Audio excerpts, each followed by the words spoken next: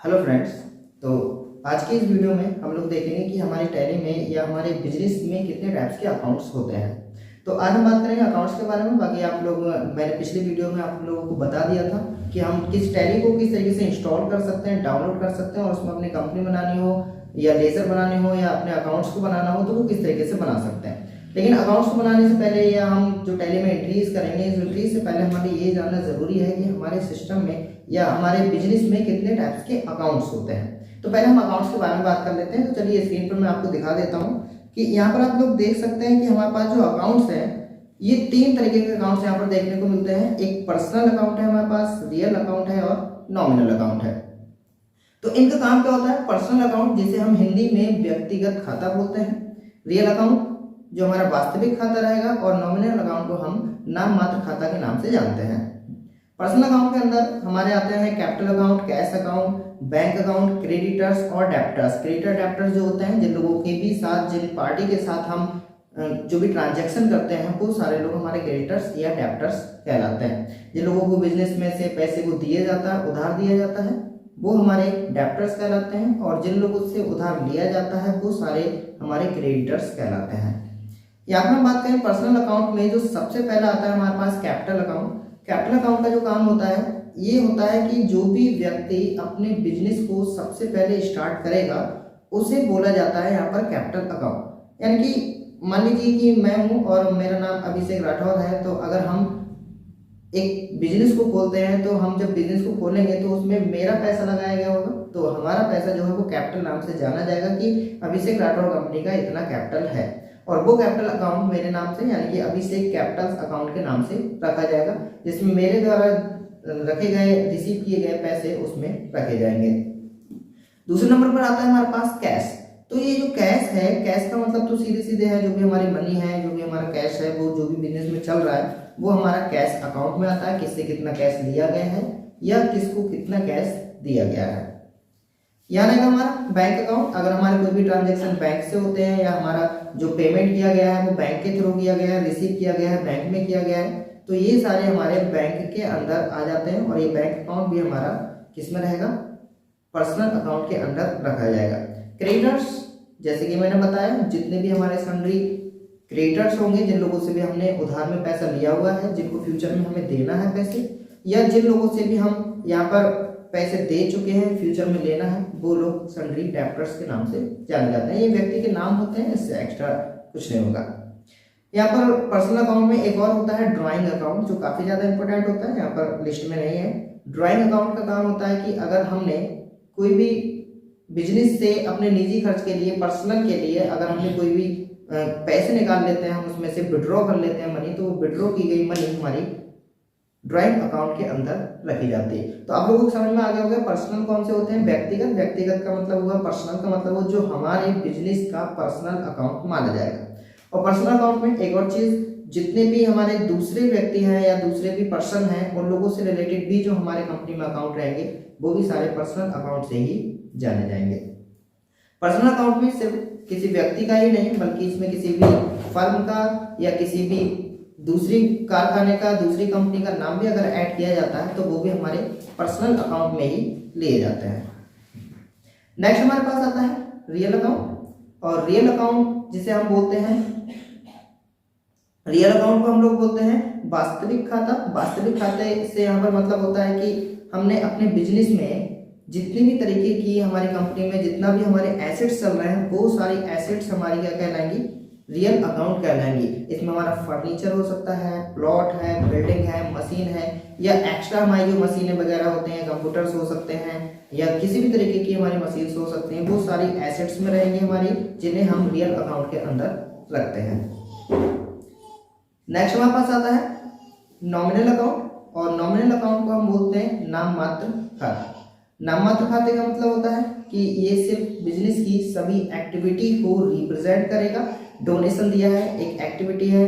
GST में हम लोग क्या वर्क कर रहे हैं, एक्टिविटी है।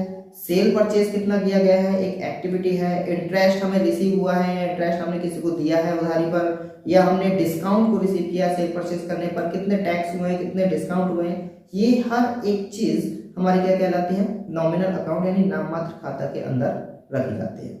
तो आज की इस वीडियो में मेरा सीधा सा टॉपिक यही था कि हम पहले ये जानेंगे कि अकाउंट्स कितने टाइप्स के होते हैं, उसके बाद ही हम अपनी टैली में अकाउंट्स को करना शुरू करते हैं। तो एक बार मैं दिखा देता हूँ, अगर इनमें से कोई भी हमारे लिए ट्रांजैक्शन करना हो या किसी भी तरीके का इसमें पर्सनल है, जैसे कि मान लो कैपिटल अकाउंट की एंट्री करनी है, क्रेडिटर डेब्टर्स की करनी है, बैंक की करनी है, तो उसके लिए हम किस तरीके से कर सकते हैं, या हमें कोई भी फर्नीचर वगैरह खरीदना है तो उसकी एंट्री को हम कहाँ कर सकते हैं। तो एक बार हम चलते हैं यहाँ पर टैली में दिखा देता हूँ। तो अभी हम लोग अपनी टैली में आ चुके हैं और टैली में यहाँ पर देख सकते हैं राठौर इंडस्ट्रीज नाम की मैंने एक कंपनी को बनाया हुआ है, जिसमें अभी तो फिलहाल के लिए कोई भी ट्रांजैक्शन नहीं है यहाँ पर। और मैं यहाँ पर दिखा देता हूँ कि हम किस तरीके से हम एंट्रीज को कर सकते हैं। कुछ अकाउंट्स के हमारे रूल भी होते हैं कि किसके लिए हमारी क्रेडिट करना है और किसके लिए हमारी डेबिट करना है। ओके, तो यहाँ पर अगर मैं बात करूँ तो हमारा जो अगर रियल अकाउंट को डेबिट किया जाएगा तो पर्सनल अकाउंट को क्रेडिट किया जाएगा, और अगर पर्सनल अकाउंट को डेबिट किया जाएगा तो रियल अकाउंट को क्रेडिट किया जाएगा। मतलब एक अकाउंट को हमें डेबिट करना है तो एक अकाउंट को हमें क्रेडिट करना है। जितने भी हमारे एक्सपेंसेस रहेंगे वो सारे हमारे क्रेडिट किए जाते हैं, और जितने भी हमारे इनकम्स रहेंगी वो हमारी सारी डेबिट की जाएंगी। मतलब यहाँ पर थोड़ा सा उल्टा देखने के लिए हमारी मिल जाता है, क्योंकि फ्यूचर के हिसाब से हमें देखना है। अब यहाँ पर हम क्या करते हैं, एक अकाउंट्स के लिए बना लेते हैं। अकाउंट्स बनाने के लिए यहाँ पर जाएंगे हम लेजर में, और लेजर किस तरीके से बनाया जाता है ये मैंने अपनी पिछली वीडियो में बता दिया है। अगर आप लोग वो वीडियो नहीं देखी तो एक बार आप लेजर बनाने की वीडियो को देख सकते हैं। तो यहाँ पर हमें बनाना है कैपिटल अकाउंट। तो जैसे कि मैंने यहाँ पर बनाया है राठौर्स कैपिटल अकाउंट। यहाँ पर एपस्ट्रॉफी एस लगाना जरूरी है, जो कि अंडर में रहेगा हमारे कैपिटल अकाउंट के, और इसके लिए हम ये एंटर प्रेस करते हुए एक्सेप्ट कर देंगे। दूसरी बात आती है हमारी कि हमें यहाँ पर बनाना है किसी से हमारे लिए पैसे लेने हैं। मान लो हमने यहाँ पर क्या लिया है रस्तोगी अकाउंट, और इनको हमने डाल दिया है सन्डी क्रेडिटर में। क्रेडिटर का मतलब हमें इनसे पैसे को लेना है।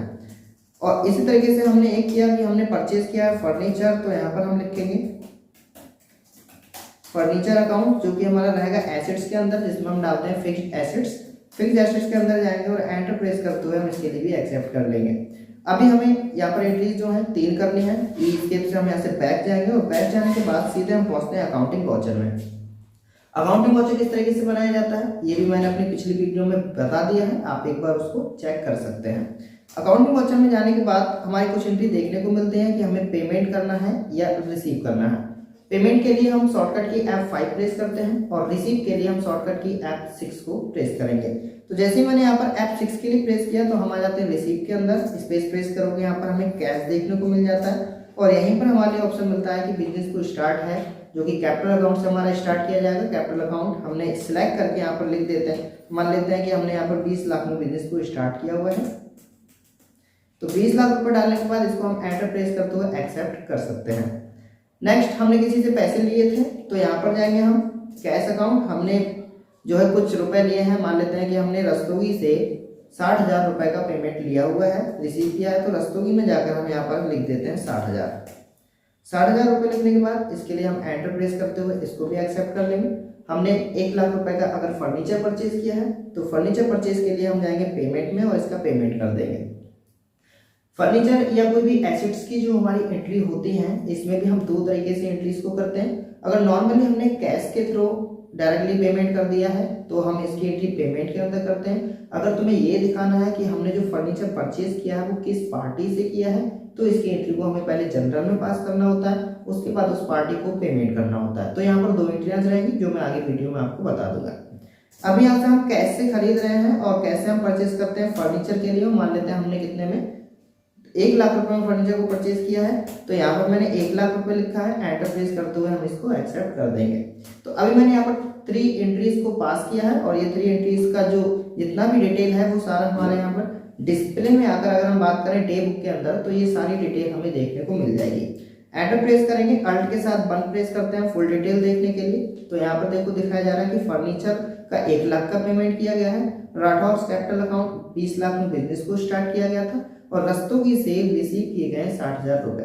तो इस हिसाब से अगर हम बात करें तो 20 लाख रुपए में से अगर 60,000 रुपए हमने और रिसीव किए तो 20 लाख 60,000 रुपए हो जाते हैं, और 1 लाख रुपए का हमने फर्नीचर को परचेज कर दिया था, जो कि हमारे माइनस हो जाएंगे। तो हमारा जो इस समय पर जो कैपिटल रहेगा, वो जो पेमेंट कैश रहेगा हमारा कैश इन हैंड, वो रह जाएगा हमारे पास 19 लाख 60,000 रुपए।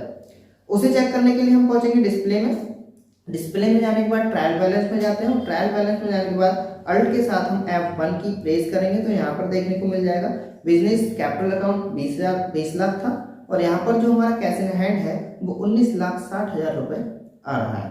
यानी कि ये सारे ट्रांजैक्शन हम इस तरीके से कर सकते हैं। देखने के लिए डे बुक में जाएंगे जो कि ये रहे।